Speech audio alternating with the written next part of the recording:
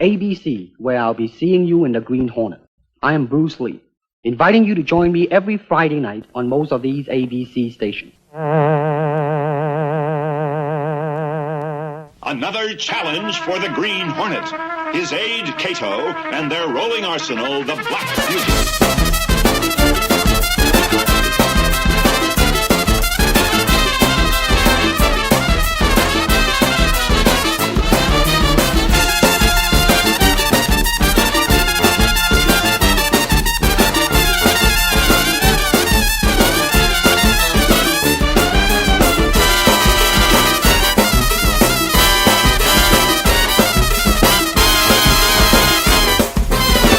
Welcome back, my friends, to an all-new episode of the Hornet's Sting podcast. Bet you never thought you'd be hearing that, but here we go, as I am the owner, publisher of the Daily Sentinel here, John S. Drew, and I am joined, as we were from the very beginning when we started doing the Hornet's Sting, by the district attorney himself, writer-editor Jim Beard. Hey, Jim. Hey, it's good to be back. And you're right, yeah, we wouldn't have imagined while we were doing the bulk of the Hornet Sting that we'd be back for this special addendum to it. I certainly would never have imagined that I'd be in this position. Well, that brings us to why we're here. I mean, we're going to talk about why are any of us here? It's one of the great questions of the ages. Well, in our case here, we're going to talk about the Green Hornet, but we're not talking about an episode of the Green Hornet. We're talking about a literary endeavor by you yourself, Mr. Jim Beard. Yeah, in some ways, I hope we are almost talking about an episode of the Green Hornet, because hopefully that's what I've accomplished here in a way. Well, okay, so you have this book coming out. It's by Moonstone. Yeah, Moonstone Books. They're probably very well known for doing official Kolchak, the Night Stalker books and comic books. And I was very fortunate to have written a Kolchak novella called The Last Temptation, and that was out like a year or more ago. They had the Green Hornet license at one point and put out 3 anthologies, prose anthologies, that were very well received, and looks like they have the license back now, and they're really taking a whole different track on how they're doing the Green Hornet book. They're actually coming out with novellas and like what they call double shots, which a book where you get half of it is a Green Hornet story and half of it is like another character. So they're doing some really new and different things. And I was very fortunate to be able to write a Green Hornet novella. Now, this is a novella. It's not like one of these double shots. It won't be paired off with something else. No, I get the book all to myself. And I find it interesting because it is a novella, but you mentioned in one of your Facebook posts there's going to be a hardcover as well? Yeah. Another really exciting thing about Moonstone is that they typically do their books in both softcover and hardcover. And the hardcovers are exclusive to their website. They don't offer the hardcover through Diamond, for comic shops, which that's already done and passed. There was a time where you could order the softcover through your comic shop, through the Diamond Previews catalog, and the cutoff, I think we're already past that. So what will happen now is that it'll go up on the Moonstone website in both paperback and hardcover. Up until my Kolchak book, I had never really had a hardcover of any of my fiction work. So I achieved my very first hardcover with the Kolchak book, and I did have it confirmed by the publisher that the Green Hornet will have that hardcover edition also. Nice. Very nice. Yeah, it is. And I love that. I mean, that's a really great feeling, as a writer to have a book in hardcover. Mm-hmm. And the book is called How Sweet the Sting. And yes. Of course, we're talking about it specifically here. This could have been just as easily a Batcave podcast or a Chronic Rift podcast. I could have brought you on. But the book is set in our Green Hornet 66, 67 universe, right? It is, yes, yeah, and that's a very cool thing. When it was announced and when I was allowed to talk about it, I actually had a couple of people chime in and say, "Oh, based on the radio show or the TV series," and it was an interesting thing to me because I guess for me, my mind always goes to the TV show. Mm-hmm.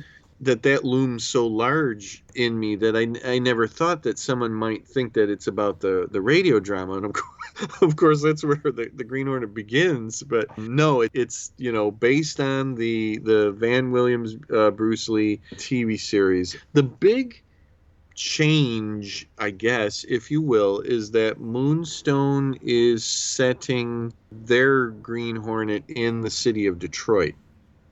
Oh. But in the 60s. Okay. They have a very elaborate timeline that they've put together, and they actually give to writers like me, that they have put together and not only the episodes of the TV show and laid those out in a timeline, but then all of the Green Hornet stories that they have published in the anthologies, and now going forward with the new books, of how that all fits in, plus some other landmarks that maybe we haven't quite seen yet. At some point, they have it down the timeline where Casey and Britt get married. Okay. I seem to recall but that something. doesn't happen until I think 1971, right, or something like that. So with their timeline and the way they're doing this, the stories could take place in the 70s as well. Yeah, and I it's funny, I was so focused on the 60s that I didn't really look much at that, but I'm not sure how many stories that they had in those anthologies, but yes, that, I mean, if the show was 66, 67, it's only, 3 to 5 or so years later that Green Hornet would be in the 70s. Mm-hmm. Right. They're proposing that Britt keeps going and with being the Green Hornet into the 70s. I guess probably even after he gets married. Right. Not really sure. Now, when it came to the book here, now I remember when we talked about the TV show, and I remember reading things about it and such, that the creators of the Green Hornet were very hands-on with the 66 series, 67 series there, that they'd sent, a lot of notes to Dozier. They didn't like, for instance, the fireplace thing that Scanlan would come down on and such. And I thought it was also interesting that I think they had a problem too with Scanlan himself. And I thought that was interesting because I've been listening to the radio shows. And again, I mentioned in a previous podcast, I've been listening to Superman 1948. I've been listening to Green Hornet 1948. And at that point, he had a police contact in, not the police commissioner, and it wasn't the district attorney either. Now I can't remember. But he had somebody within the police force that knew who he was and what he was trying to do. In fact, his father knew that he was the Green Hornet at this point. It seemed to be that there were those who were like onto him, and then there were others who were completely clueless as to what he was doing and would fall for his trying to get in on the racket and a piece of the action and what have you. But I had to wonder, because I hear this from other writers, in particular those who write for the Joss Whedon materials like Buffy and Angel and such, that Whedon was very hands-on. He was like, when it came to even the literary stuff, he didn't let things go by. How much of an influence did the owners of the property have on, what kind of feedback did you get from them? I did not. It was completely through Joe Gentile of Moonstone. So he was like he was like a buffer. Yeah, definitely. And not just that, but Joe is incredible in that he has such a vision for these licensed characters that he's publishing. He works with you on these. My experience with him on Kolchak was really something. He loves the character, and really, really has this very particular, again, vision of what it should be. And, we went back and forth, a little bit about the actual voice of Kolchak and how he talks. And that's always been very important to me anytime I've written a licensed character, especially if it's from something like, a movie, TV show, animated, whatever, is that I have to hear the voice of the actor saying the lines that I'm writing. It's the same thing for Green Hornet. Joe put together a package of material. The Bible that is given to the writers is really incredible for Green Hornet, because not only does it tell you everything that you might have already seen in the TV series, but then also the addition of how Moonstone is approaching it. And how they're approaching it is as noir. And that's a completely valid take on it. John, I got to tell you something.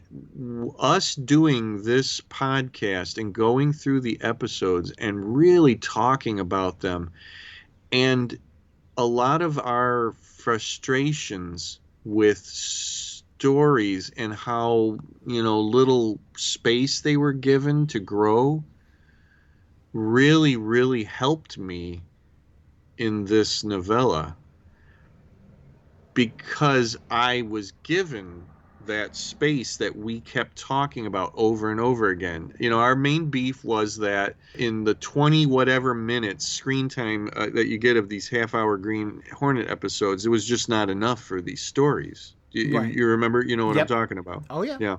Yeah.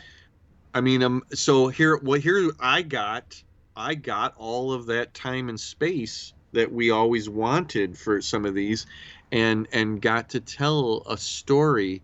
And I was kind of joking about it being another episode. What I wrote actually could be like a feature film, as far as like how the story was given the space to breathe and grow. And it actually goes over almost like a year's worth of time. The really fun part of this for me was that it's actually set in and around a couple of episodes of the TV series. One in particular where we actually get the events from that episode, but seen from a different point of view. Ooh. Yeah, Now, and that was so much fun for me, because I actually had to rewatch that episode and make a lot of notes and imagine that my main character was now there at one particular moment, but unseen, and got to watch the events that go on in the episode, but sort of reinterpret them in his own mind. Now, was that your choosing, or was that the publisher's choosing to put it at that point in the timeline? That's my choosing. Okay. How it works is that I pitched a story. So I came up with a story, and I wrote, a fairly detailed pitch of it, and then submitted that to Joe, and he, approved it. There was one element of it that he asked me to change, and I don't really want to go into it now, because Sure. it's kind of a spoiler for not only my book, but also another one of the Green Hornet novels that they're doing by a different writer, because something that I had done was too close to what is done in another writer's story, and he didn't want that same thing to be duplicated like that. And once he told me about it, I totally agreed with him to not do that. Sure. Now, your story, as you say, takes place in the 66, 67 series. It's a specific point in the timeline and such there. But it has, and I'm looking at a description of the episode here on one of the websites, or the episode. Look at me, I'm calling it the episode. The novella itself. And based on the description here about Special Forces soldier comes back to the city. I'm still going to call it to the city. I know you're saying it's Detroit, but to me it was never named in the series. So hey, listen, it was hard for me. That was the one thing that was quite a struggle for me at first, was to regroove in that it was set in Detroit. And I do it in a way that I could feel comfortable with it. Let's just put it that way. Okay. But it was also interesting. I actually live an hour away from Detroit. So that was fun in some ways, because obviously I've been in Detroit many times. Right. And picturing, different things. Yes. Well, and I don't want to get too much into the plot itself, but to me, is it fair to say our character here who comes home and has this encounter with the Green Hornet because he's turned himself sort of to a life of crime because he has no other prospects, as we find with a lot of our soldiers who return home, that he sort of, though, with that encounter, becomes the evil version of the Green Hornet? Sort of yes and no. Right. I'm trying to do some portraits in duality with what's going on here. Obviously, there's a lot of duality with the Green Hornet. Not only is he Britt Reed and he's the Green Hornet. I mean, there's that duality, but then within the Green Hornet himself, there's that duality where we all know he's a hero and he is a hero, but he has set himself up as a criminal. So I love all of that. With my character Dane, there's some kind of mirroring going on there, and that's all on purpose. Dane is a guy coming home from Vietnam, and this is set at a time when we did not have our full forces in Vietnam, but we had a lot of quote-unquote advisors there. So Dane is actually Special Forces. He comes back from a tour of duty there, and like you said, he doesn't really see what else he can do. He has some very specialized skills, and he does fall in with criminals. But things change after an encounter with the Green Hornet. Things drastically change, and he kind of comes up with a mission for himself. And to achieve that mission, he creates a double life. And if I did my job right, then you're going to see some parallels between him and what he sees as his nemesis, the Green Hornet. So Dane is more or less a good person who takes on a real life of crime, and the Green Hornet is a good person who is taken on a more or less fake life of crime. Right. And then how those two worlds sort of clash is the core of this whole story. Now, one thing I notice, you do have an affinity, though, for the military. You have your Sergeant Janice series there. Yeah, that's so funny, and I don't really know why that is. I'm odd in that I support our troops. I think anybody who takes on a military life or profession is incredible, and all props to them. But it's not something I could ever do. And it's got nothing to do with the morality of it. It's the discipline of it. I would just crumble. Right. There's just no way I could, and when in my day-to-day job, when I meet veterans and active military duty, I always thank them for their service. And I sometimes say to them, because you're doing something that I could never do. And I'm so glad that you're able to do it. But what I think of in my fiction is going on is that there's a certain romance to the military. Right. And I think that's what I'm thinking of. And it's all of the trappings of it, like the uniforms, especially, the titles, the ranks, and the hierarchy. And it's so funny because so many of my characters, it's funny that you bring this up because I never really thought about this, are ex-military. Sergeant Janice, Dane Noble in this Green Hornet story. My DC Jones, they're all ex-military in the Adventure Command. Well, just also just your fascination with G.I. Joe. Yeah. It's very funny. It's you know what? It's like my fascination with superheroes. I love all the trappings, but I could never do that myself.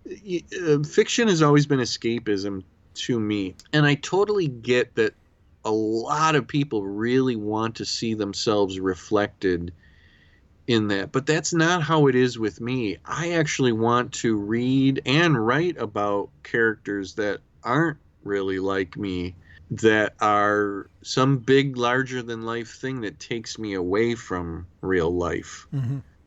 And that's always been hugely important to me, that everything that I read and do is escapism. And that's not to say that I haven't put myself into some things. My character in Airship Hunters, guess what? He's ex-military. Wow. I have to explore this a little bit more, John. You've really exposed something here about me. But that character is obsessive compulsive, and that was easy to write because I'm obsessive compulsive. So occasionally I do put myself in there. Wow, I'm gonna have to go through everything I ever wrote and see how many of them are ex-military. There's some deep psychological problem. I don't think it's a psychological problem. No, not at all. I find it fascinating that you do work that in there into your stories, and as I say, the roots are right there with G.I. Joe and your childhood. Yes. That probably is what it is. But like I said, it's the trappings. It's the uniforms and the saluting and the rankings and the titles. And the and all of that, and the equipment, all those sorts of things, and the vehicles, the planes, the tanks, and the Jeeps. I actually my hometown is the home of Jeep. Wow, I'm really knocked back by this, John. I don't know.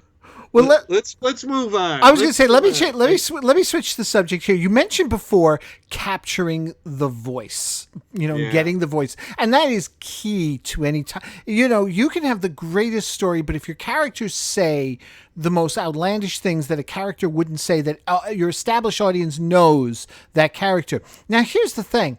Yeah. As much as I love the Green Hornet 1966, one of the biggest problems too with it is that, as you mentioned, we didn't get a chance to really expand on stories and such. As a result, God love him, Van Williams did the best he could, but Britt Reed and the Hornet really don't have a whole lot of dimension to them. There are moments. Hornet, save thyself, for one. He stands out. But there isn't a whole... And the Green Hornet suffers from what I call the Buffy syndrome, which is the characters surrounding him are a lot more interesting than he is. Kato's a lot more interesting. Casey's a lot more interesting. Yeah. How were you able to, did you find it easy to find that voice for the Hornet? Yeah. Let me go back to this thing about Joe's vision for his new era of Green Hornet stories. Not only did he really want them to be noir stories, very, very pulpy, and that's good because it goes back to the origins, the beginnings of the character, the root of the character in the radio era. He also was very adamant that the Green Hornet himself be shown as being one hell of a character. And as much as we all love Kato, and Kato is so cool, especially visually, Joe wanted the Green Hornet to be just as cool in some ways. And I think what he was saying is that the Green Hornet sort of took a back seat to Kato. how could he not? When you have Bruce Lee, Yes. Playing this character, and the way Bruce moves and everything about him, and like you said, big props to Van, that he had to hold his own. I think that in some ways Joe wanted some of that kind of corrected, and what he had said to me was, we have to show how much of a badass the Green Hornet is. Yes. And I really love that. Now, my story is from the point of view of Dane, my character, my ex-soldier, Dane Noble. It's going to take the audience, the reader, knowing who and what the Green Hornet is to see.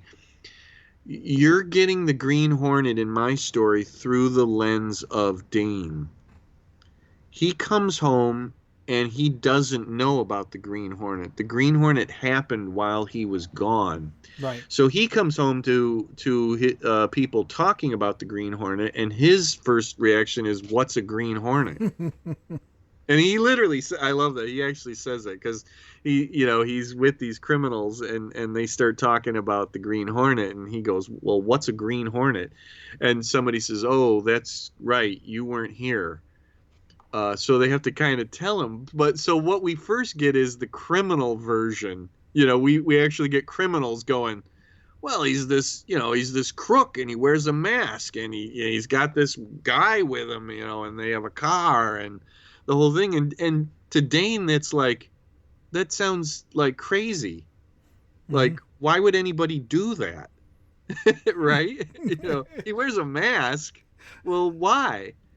And these other guys, they're not really thinking about it like that. They're more, worried about getting in the Green Hornet's way. Right. So, Dane is, special forces, and he was, overseas. Things were different over there. And he actually talks about that at one point he and his fellow troops went up against a masked criminal in Vietnam, and what they did about that guy. So he has that a little bit of a background. It was fun because I had to amp up the Hornet himself, that it couldn't just be Kato doing everything cool while the Green Hornet stood there. Mm-hmm. Yeah. I think, and we talked about that a lot while we were watching episodes, is it's, I like those moments, and it's fun when the Green Hornet gets into fisticuffs. Sure. Absolutely. And you know what? He's perfectly capable. Oh, yeah. I had to turn that up to 11 and show that, not only is he capable, but when it came down to it, the Green Hornet could whoop your ass. Mm-hmm. He's not a pushover. He doesn't remain safe because he has Kato at his beck and call. Right. He cannot always rely on Kato. And that was very important to Joe, that this was one of the big pushes of this new series of stories.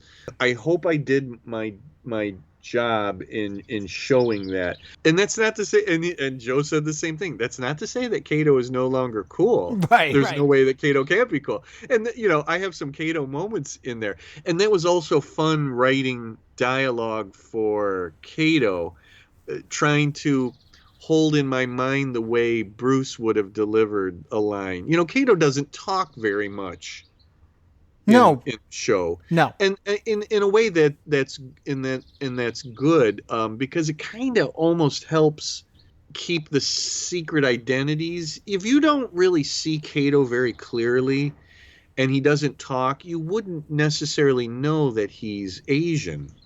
Mm-hmm. Once he starts to talk, you may get that idea. But how many of the people in the Green Hornet's world realize that Kato is an Asian man?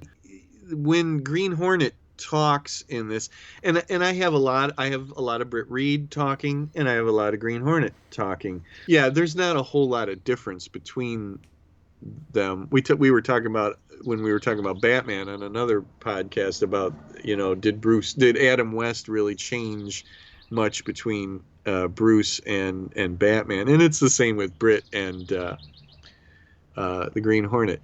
Now, you mentioned Casey, and Casey is like a main character in this story. She's in it much more than Britt and the Hornet and Kato are in it. It's really a story about her and Dane. Ah. Yeah, and to channel Wendy Wagner was very, very interesting and quite a challenge to me. I'm not really known for writing female characters. I write what I find within me, and I'm always sort of not hesitant, but I'm always aware of, maybe a little bit more aware of when I'm writing a female character, that I have a responsibility to try to not make all female characters just be sort of male fantasies, you know. Casey is already cool in the show. Would you agree? Yes, absolutely. Yeah. We always said how much we wish that she had gotten more to do. And those episodes where she does get more to do are, we tended to talk a lot about those. So I set out to say, I'm going to give Casey her own episode. That's like another one of the things that I set out to do here. I want to give Casey her own story here. And that's what I've done here. And I hope everybody really enjoys it. But it was really, really interesting to write dialogue for Casey and then try to play it back in my mind with Wendy Wagner saying the lines. She speaks fairly properly, in the show. You don't get a lot of slang out of her or anything, like that at all. Everybody speaks fairly, except for maybe Mike Axford. But Mike is not in this story very much, but when he is, I got a real kick out of writing his dialogue. You have to hear, that Irish brogue come through. And that was really fun. Scanlan, I didn't really use much at all. He has pretty much a chapter where he's in, but he just didn't figure into. It's really a story about Dane and Casey, and then Britt and the Hornet. So, in writing this, all right, two questions here. What was probably the most fun about writing it, and what was the most challenging then? The challenge probably came from telling a story from a brand new character's point of view on things that we already know about. The challenge was trying to remember that my character of Dane does not know everything that we, the Green Hornet fans, already know. And I'm hoping that what comes off in this is that you get the sort of fun or entertainment value in Dane witnessing something to do with the Green Hornet and saying, "What the hell?" But you, the reader, get to sit back and smirk because you know what the hell. Britt Reed is the Green Hornet. The Green Hornet is not a criminal, that he's a hero posing as a criminal. That Kato's name is Kato and not Masked Assistant. That Kato is doing gung fu. What the Black Beauty is capable of. Dane does not know any of these things. And how he approaches everything is hopefully the crux of this entire story. That was the challenge for me. Right. To approach the established world of the Green Hornet from a different point of view. And then the fun came in all sorts of ways. Writing something about the Black Beauty in action. Writing scenes where the Green Hornet wades into a fight. Writing scenes where Kato does what Kato does best. And then writing Wendy Wagner as Casey, a real thrill for me. Now, all that said and done, and you tell this story and all, do you see yourself? I mean, obviously it's up to Moonstone as well, but do you see yourself with other Hornet stories to tell? I'd like to. This was this took a lot out of me. I really fed that Green Hornet hunger, by writing this. But yeah, I'd definitely like to circle back around.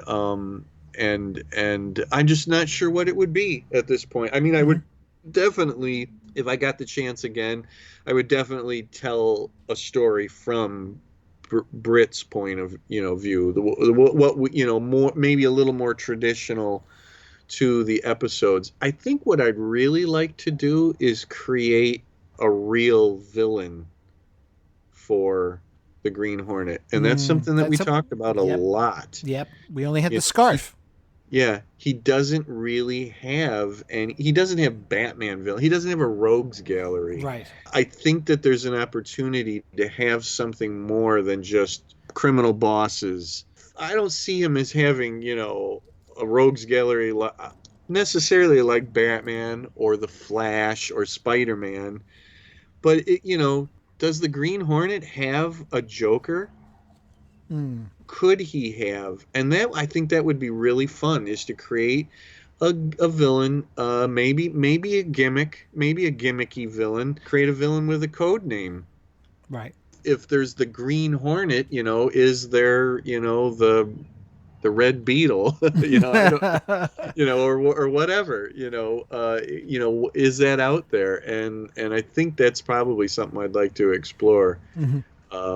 With that, and fitting in with what Moonstone is trying to do. Can you have a criminal, an arch villain like that in a noir world? That's true. Yeah. And you say hunger. It satisfies your hunger to. This is one that those who do tie-in properties are asked often. What is your dream tie-in property to write for? I think you know the answer to this one. It is still, and it will remain that way because it will never be fulfilled, is Batman 66. Yeah. And I'm not just saying that.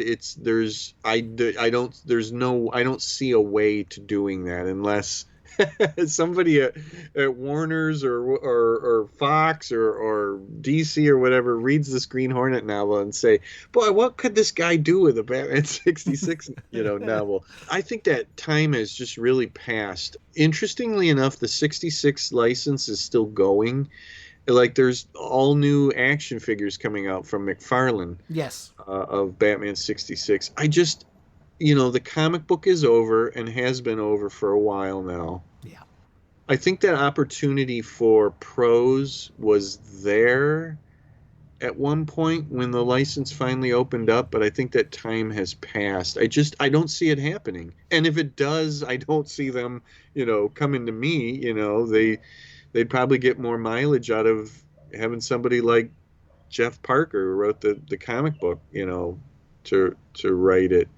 Instead of a no-name, like me. I can do pastiches and my own versions until the cows come home, and I sort of have an idea of something like that somewhere down the road. To do the actual thing, that's gonna end up being one of those unfulfilled dreams.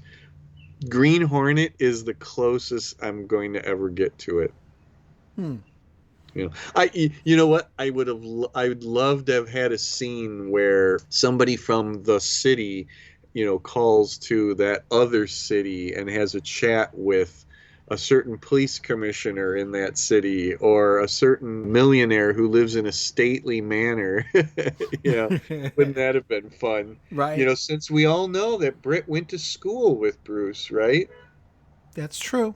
That's true. Yeah. Yeah. That's all established. What if he called up his old, school chum and had a nice conversation with him, but we never really actually get that school chum's name? Right. Oh, man, that would have been something. Yeah, so now... Same universe. Yeah. Same bat time.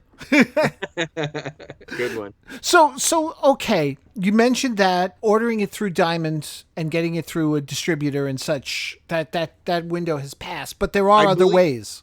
Yeah, I believe so. As far as I know, Moonstone has not set up pre-ordering yet, but they probably will. I think my assumption is that Moonstone, Joe and Moonstone wanted to not have the pre-ordering up while the pre-ordering was going on through Diamond. Okay. It behooves a company to have healthy sales through healthy orders through Diamond. Sure.